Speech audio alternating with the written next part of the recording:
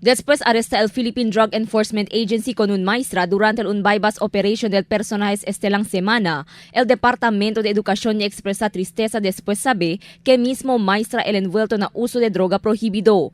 Según con el mismo Assistant Regional Director del DepEd na región, Pedro Melchor Natividad, tapela ele con otro mga maestra y maestro envuelto na semejantes actividad para terminar ya con diila malbisyo. Takre según si Natividad que tiene que hacer na problema personal del maestra y afuera ya aquí el departamento. Tadeha según sila el derecho con el autoridad para tomar aksyon na cosa ya comete el mencionado maestra. I am first sad about the news, pero happy that PIDEA is doing everything to address the drug menace in our community.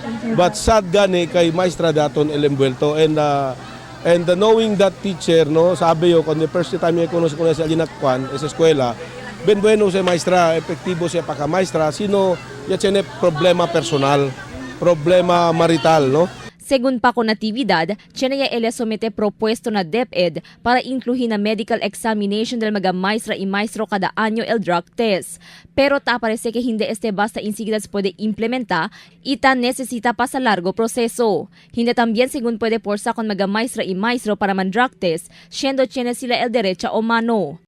Yasi kami inquiry na central office para man-include era ese na daton yearly, akal yearly medical examination, akal ta saka x-ray, ta na sputum test, si pwede as a trial mandatory drug test. Na pwede, si kere man daw, man-request kami for random drug testing. Kabar, tiene daw sa issue on human rights. Maskin random testing, kung mo contigo, tupad random, sino kere pwede forsa contigo. So again, it cannot be compelled upon the personnel. Hindi según el primera vez, tiene ya kuhi maestra o opisyal de la escuela que envuelto na droga prohibido. El DepEd de más temprano ya admití que tiene pa cuantos otro maestra y maestro bajo na surveillance del autoridad después recibí report que estos alegao envuelto na proliferación de droga prohibido.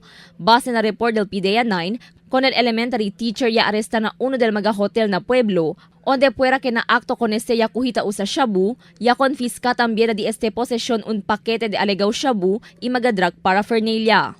Crystal Almonia, Dateline Zamboanga.